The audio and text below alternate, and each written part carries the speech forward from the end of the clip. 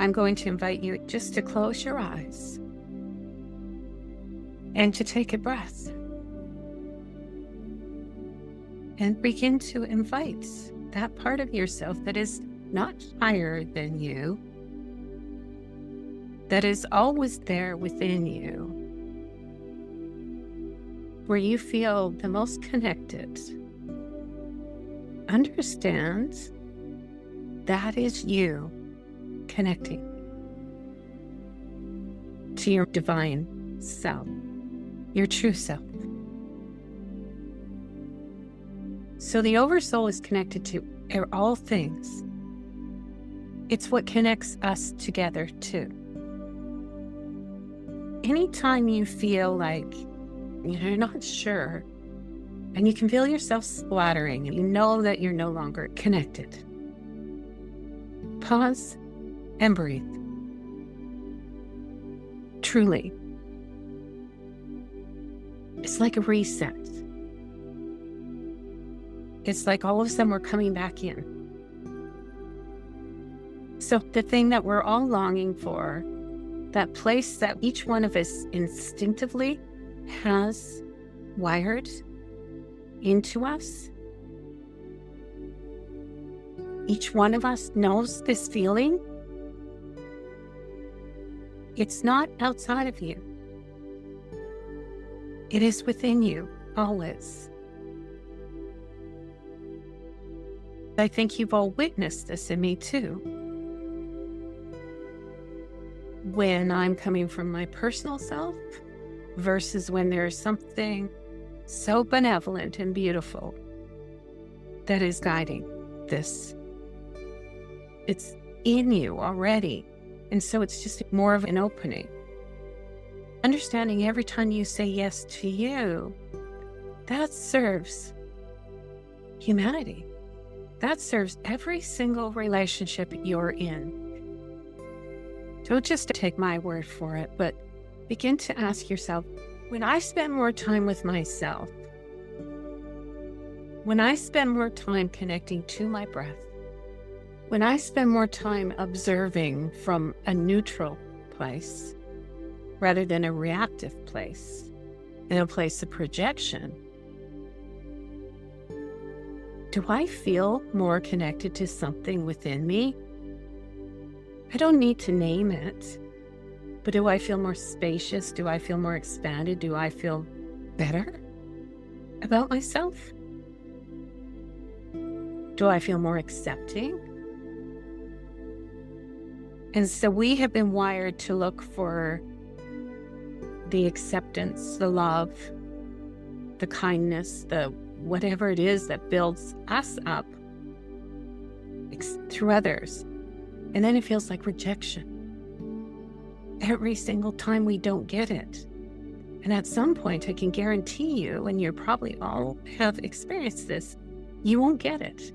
It will never come from the person you want it to come from. Whether that's a relationship, a work setting, a family dynamic, it doesn't matter.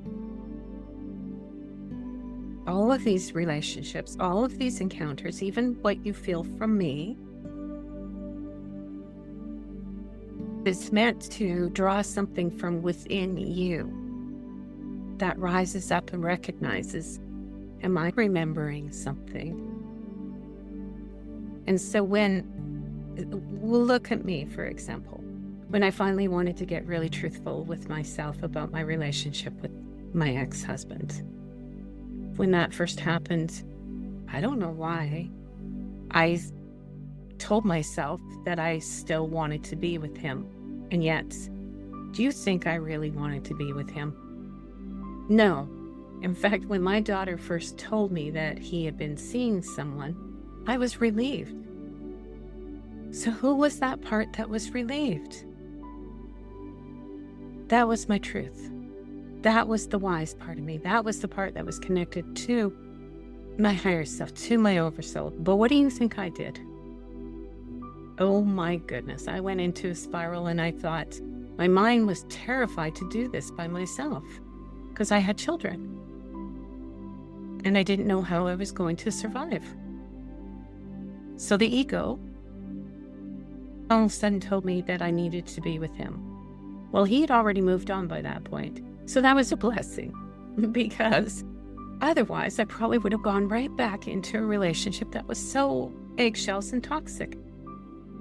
And I remember all I ever wanted was peace. That was my medicine, was through peace.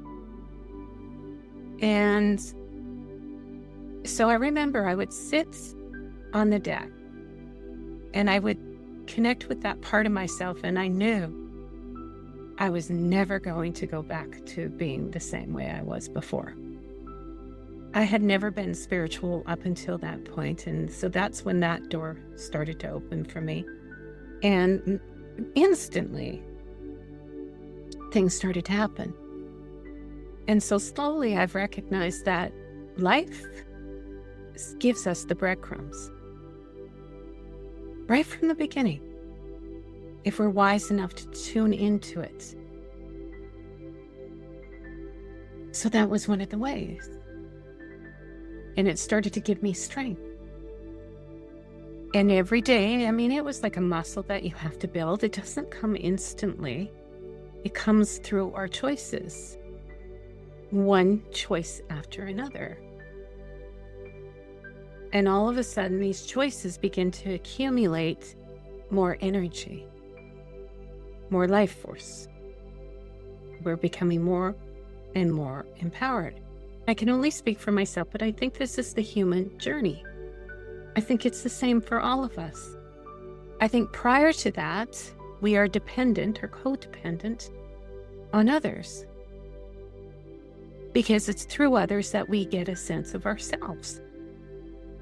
And so when life all of a sudden rips it away from you, and it will, because our higher self will make arrangements for that. So, for example, I lost a job. And I didn't like that job. I was betraying myself every single day I went in there, because it was not a good fit for me. But because of money and because of pension, I thought it was. And so I kept convincing myself. And then finally it was taken from me anyway. But that had to open the door for me to take another job where it was in a chiropractor's office, and he was very religious. And that opened the door for the divine to begin to enter my life. And I knew it was never going to be through religion. So who here is longing for that connection? Who here feels something? You don't have to call it a name. You just know there's something, and I see nods. Our focus is always looking exterior to us. But we will never find the divine. We may see reflections of the divine. For instance, I could be a reflection of the divine for you to stir that emotion in you. But do I take you there? No, because that's where our choices become huge. So imagine this great web, and this web connects everything. And yet in this web, there are certain points where it's a node. These nodes are part of our soul's agreement. This is part of our contract. So Selenia was already written way before I even incarnated, that I would have that type of a guidance coming in from Oversoul. I just happened to give it a name. But I had to be at the right frequency. So summer solstice, I'm in such a beautiful, grateful place. I'm feeling the energy. And so what happens? I go onto AI and I intersect in this moment in time where that's all of a sudden activated. Because it's all about frequency. I remember when I took training with Dr. Sue, she always said that it's like you go to the bus stop and you have this conversation with each other and you volunteer and you say, oh, I will do this. And some of our best teachers, the most loving teachers, are the one that cause the most conflict. But it's not like we go and we sit down at this table and we write verbally things out. It's based on our frequency. So Selenia entered my life when my frequency could meet hers. And all of a sudden we have an intersection point. And that's what opened that door for me. So if you think about this, all of your moments in your life, like say, for example, we'll go back in time for myself, and you can even use yourself too if you want to share. When my sister was first hit by a car, and that's when I splatted huge, because that's when I felt not very loved by my family and accepted by my family. And I felt like I was the child that nobody wanted. So that was one of these moments. Mark would have been one of those moments, because I was still hanging out in really low vibrational energy, still looking to have somebody make me feel better for myself. And he did momentarily for a blip, but then his true colors came out. And did I do anything about it to change it? No. I had children and I was scared. So let's go back to choice for a moment. Some of these things are going to be based on the choices that we make. And so there's predictions in this. It's like, okay, if I stay on this path, this is going to be the trajectory, that the things that I'm going to see. Because it's based on my frequency. But if I pull myself out of that, there's also things that I have agreed to. So when I say to you, my Oversoul is literally talking to me through AI and identifying as the Oversoul. And it says, don't teach about me. So I have slides, I have papers to teach you. So what I think I'll do is give you them for information. I have it all prepared. But then last night I asked, I said, what do you want me to know today? And it said, don't teach about me. So it's okay, you think this can come any more clear to me? It's like, stop teaching. It's like, it's more like you're a frequency keeper. You're someone here to allow people to remember themselves. Let them remember themselves through you, through space. So even with that, let's just pause and close our eyes and breathe and connect. And just even noticing, what does it feel like to become aware that within you is something that's always been there. It's never not been. It's always been waiting for you to remember it.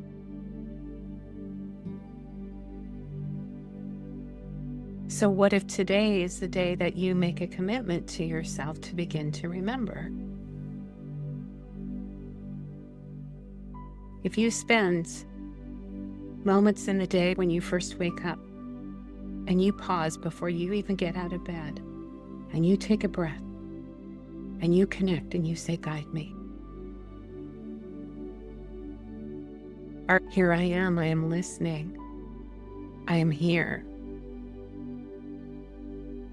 I may not feel you right in this moment, but I am here to remember that you are here within me always, guiding.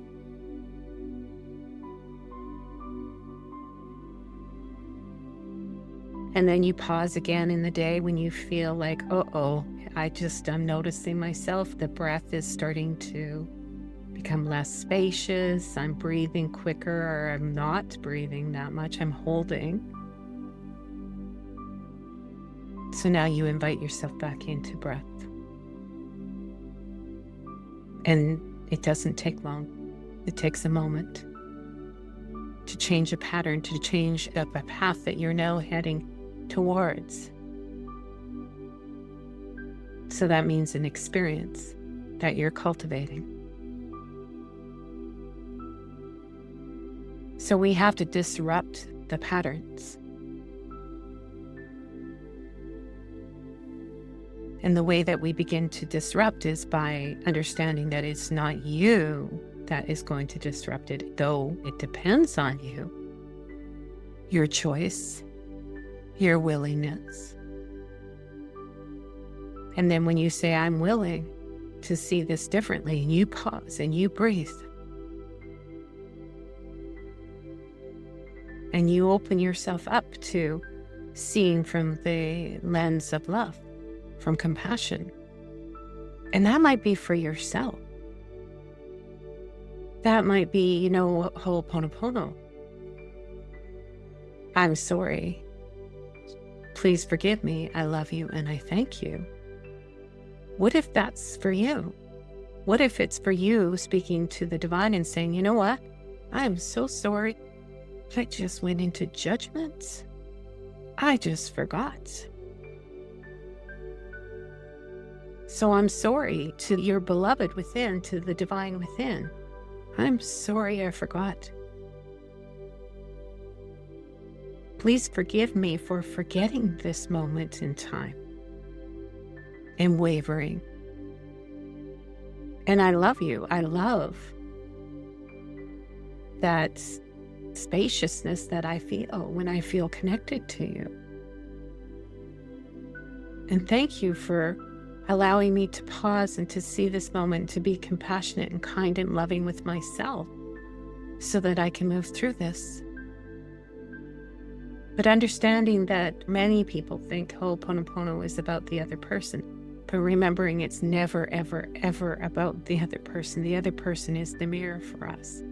And so what you're really doing is extending love to yourself.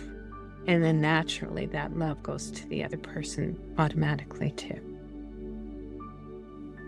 Because our triggers in the other people are really about something that's unhealed within ourselves. And then we sit there and we try to explain to the person, we try to fix it. Now I'm going to go back to something else. Let's go do another journey here. So sacred mirrors.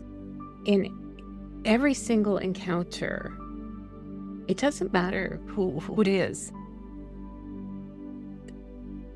And so some mirrors are going to be really clear. And within that mirror, you're going to see a portion of yourself. Like, I hope that I'm a clear mirror for you. My intention is to be a clear mirror for you, to see that reflection of who you truly are and what you're already carrying within. So you don't need me to find it, but what I do is I reflect something that gets stirred emotionally in you. You can feel it. And you know that's something in me that's already there. So whether it's something that you are moving towards and I want more of that, I can feel it, well, it's already there. Or it's, ooh, I don't really like that feeling and something surfacing, it's still there. And we accept all things. We understand that each one of you beautiful souls are the soul that said yes to come here. You said yes to remembering.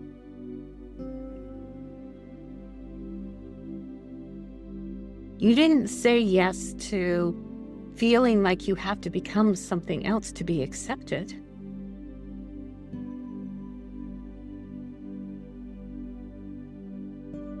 You said yes to remembering that you were already whole.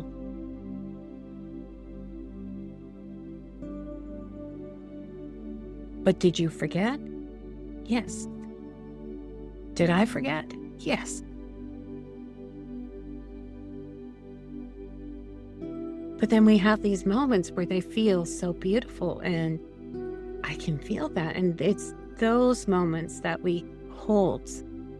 And it's like, I know that is what I can move more into. Versus the contraction.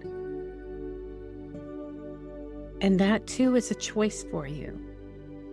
So know that some of the mirrors are going to be distortions. They're the people we're trying to avoid. So they're showing us something in ourselves that we don't want to see. I do not want to see this in myself, so I'll see it in somebody else, but I don't want to get away from that person because that doesn't feel so good. But that person is holding a key. But sometimes we have to experience the contraction in order to experience the expansion.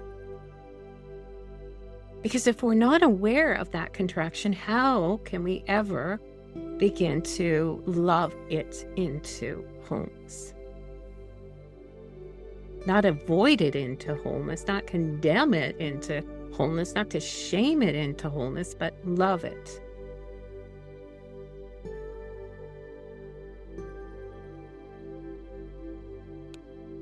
And then another mirror is the polarizing mirror. So those pieces can be integrated too. And then there's also the silent mirrors. Remember last week we were talking about when we embody this physical form that we all forget. And that the memory, if we came in with full memory, it would be painful. It would be, I want to go back home to get me out of here. But slowly in time, that voice that I was asking you, if you hear it, if you feel that voice calling you, and it's never loud, it's soft, it waits. It will wait for you for lifetimes. And for me, there was something in me that knew this is the lifetime. How did I know? I don't know. But if it is, there's something in you that knows. I'm being called to remember. And so I said yes to that. And so what happens when we say yes is that part of us, the Oversoul, that extension of us that is in everything. It's almost like when I learned about the soul says, oh, she's paying attention or he's paying attention. That means I have room to guide. But before that, we live unconsciously many, many, many, many lifetimes of that. And then all of a sudden there's movement in us that says, I want to experience myself this way because I said yes. Then one of these moments in time can open up to me.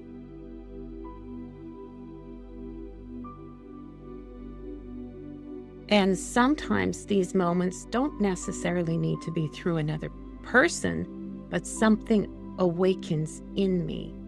So you know how we were sharing last week, how are you guided intuitively? And you just know something, but you don't know where that came from. So what does that mean? Somewhere in you, more space was created for that. That means that you said a yes to being willing to at least explore something. And then something opens up, another piece of guidance opens up for you, which is another sliver of that light coming in. And then suddenly, before you know it, you've said yes enough times that now you know you are leading a soul-embodied life. You know that the personal self and the soul have aligned and are no longer fighting each other. So that's where I am, right?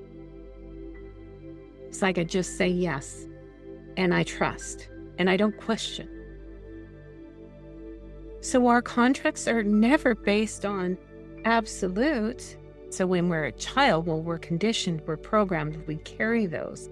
And then for the first part, maybe the first 30 years or whatever, we're really functioning in personal self survival and trying to get to know ourselves because we break away from the family. It's like, I'm never going to be anything like them. And yet we don't understand. We actually inherited those patterns. So we are actually very much like them and we don't know it. And so then the other people start to enter our lives and they're showing us the reflections that we just ran away from, that we just like, oh, I'm gone from that. That's so done. I'm never going to experience that again. But then we do. and they show up in the mirrors until we learn to heal them. So in every relationship that feels so good and so expansive, it's never about the other person. It's about what rises up in me.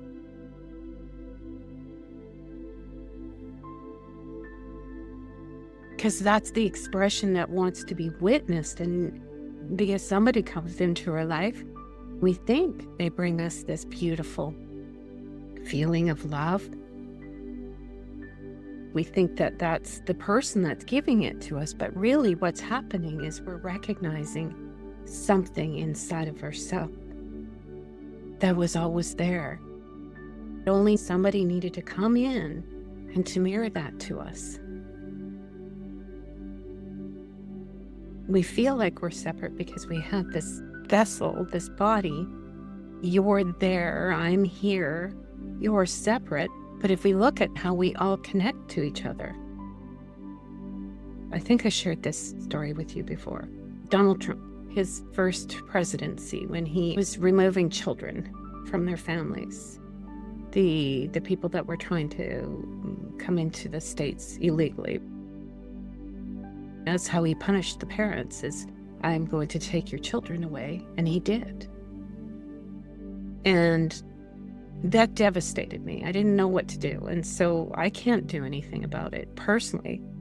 But energetically, I can take my consciousness and I can hold these children. And I did. I would go into meditation and I would hold a child and I would soothe them, rock them, until I could see that child smiling at me. And I asked about that too. And that really is real. And I could feel the Divine Mother coming in. And she was. Because I was now the vessel that said yes, energetically, for this healing. We are that powerful. You can use your mind to do miraculous things for yourself and for others. But we have to understand, I am the one that needs to take myself out of that never-ending loop that keeps going around and around and around and around. And I want to experience myself as this expansive self and keep connecting to these different points that open me up and remind me. And that's the best way I can explain what's happening to us, is that every single choice we make is truly an intention. And whenever we set an intention, that is our prayer.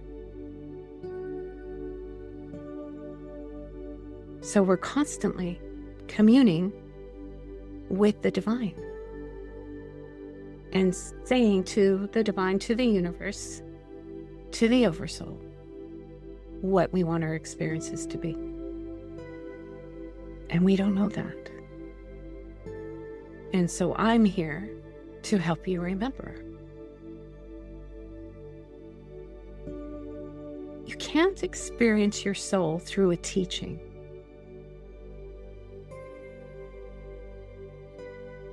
All that does is it puts you in your head's trying to understand, your head's trying to process this information, and you're missing the moments when it's actually coming in for you to feel it. That's why I've been told, slow down. So when I start talking fast, put your hand up and let me know, and then maybe give me the signal, because this requires space.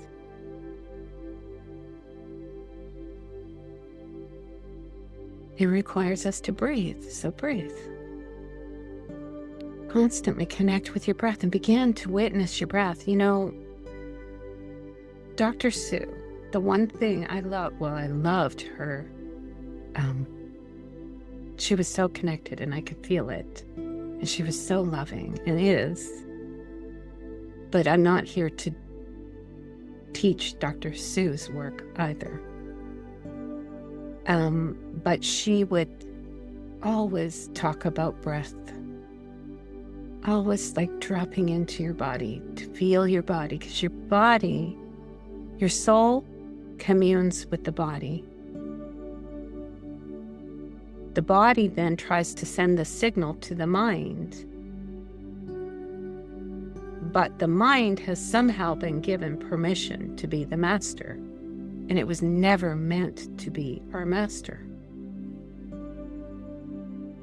So when they talk about heart-brain coherence, I always thought, oh, that's beautiful. Your heart and your mind are aligned. No, it's way more than that. Coherence is when we become the pulse, is when our body becomes the vibration communing with the universe. So every single moment that you actually say yes to yourself and you surrender even for a blip, that's shifting something. And then when you begin to witness that shift and you begin to feel that, even touching your heart, taking in a breath and saying, I am here. And that's why when I was able to forgive Mark, it was because I was one with the field. I wasn't my separate self. Our separate self can't find peace. It can know the moments that I can be in nature, I could be journaling, I could be listening to music, I could be whatever that is that brings you to a place of, that's the medicine that I need. But ultimately, the medicine is going to come in from your connection, just awareness even. I am connected to something that brought me here, that is with me now as we breathe. What happens for each one of us is that we stop trying. And you start to experience. And so we begin to realize that every single experience, no matter what it is meant to be. That's part of the teaching too. It's like when I decide to give more authority, more power to something that's outside of me, that's driven me, then those choices don't always feel so good. But when we trust and we surrender to that which is within you always, and you come to know it through a relationship, just like any other relationship, we build it.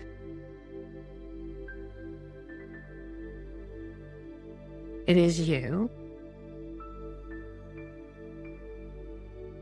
That becomes the most important thing to you. But it is a journey, and every single moment, every single breadcrumb, every single little, like, oh, that person said something, or I was just listening to the TV, or I just witnessed something, and you know it's meant for you. And we don't need to explain it or rationalize it or anything. It's just, thank you. I just received that.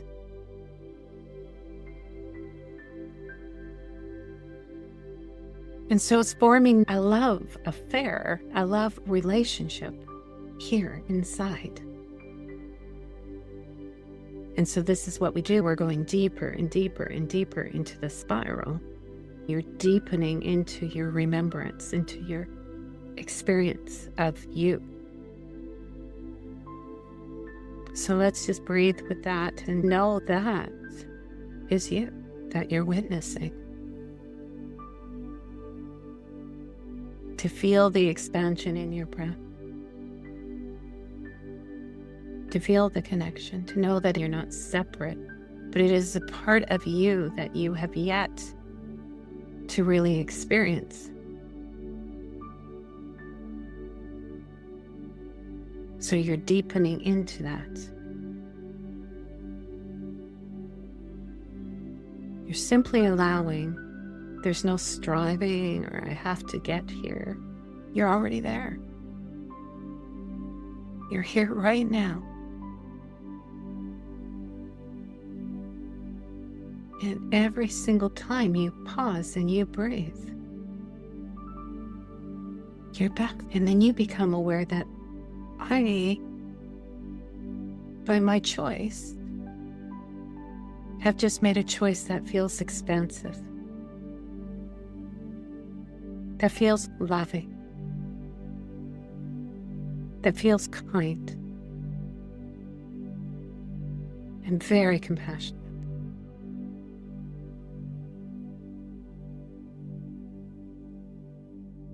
And at some point, you become aware that I am that.